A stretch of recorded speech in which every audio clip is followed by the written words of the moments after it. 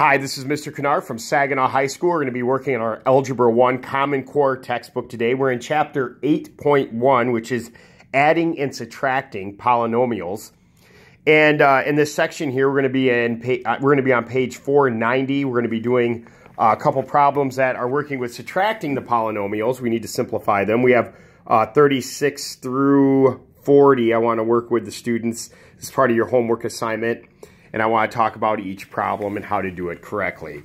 So here we're on number 36. Here we have 5n minus 2, and then we have minus, and in parentheses, 3n plus 8. And because it's in the parentheses, we actually want to multiply a negative 1 through the bottom part there. And we're going to get a new equation that says negative 3n minus 8, and we're going to add it to the top.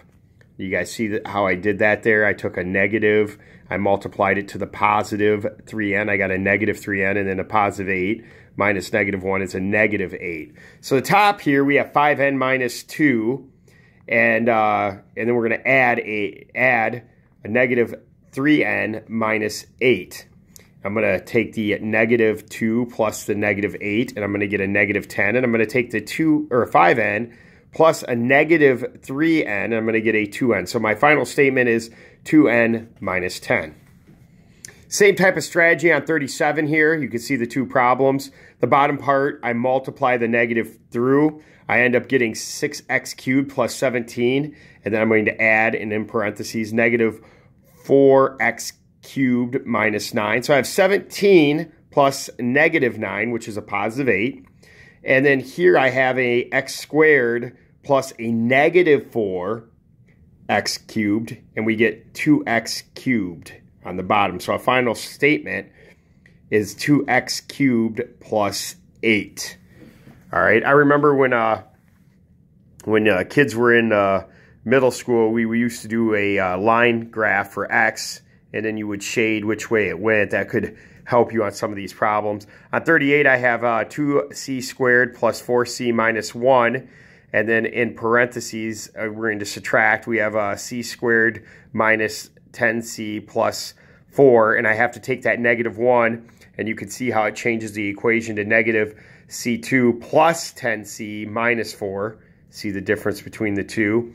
And then I'm just going to add that together. So I'm going to take 2c squared plus 7c minus 1 plus negative c squared plus 10c minus 4. So I have negative 1 plus negative 4. This is a negative 5. I have 7c plus 10c, which is 17c. And then I have 2c squared plus minus c squared, which is just regular c squared. And that's my final answer. And then on 39, you have some that are like terms, some that aren't. I have 14h to the fourth plus 3h cubed minus, I have a positive 9h to the fourth plus 2h cubed. I'm going to put the like terms together here. I'm going to get 14h to the fourth minus 9h to the fourth plus 3h cubed minus 2h cubed.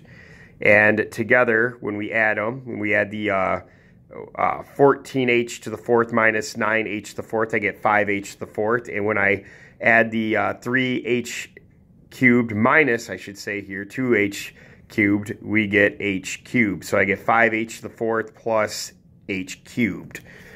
And then our last one here, we have a whole bunch of different hodgepodge of different exponent powers here that are all mixed together. And you can see my strategy is the same. I want to take that negative. I want to multiply everything through by a negative 1. You can see how that changes there.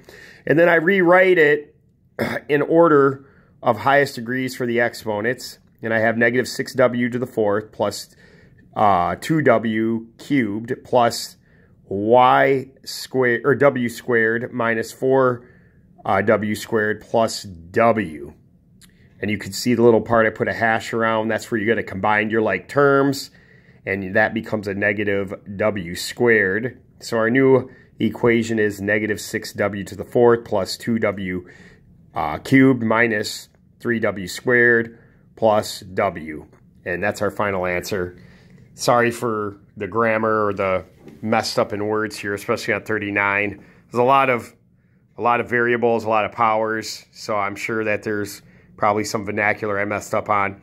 But I just wanted you kids to see the answers, and you can go back and look at this and make sure that you're doing the problems correctly. And I will see you in class.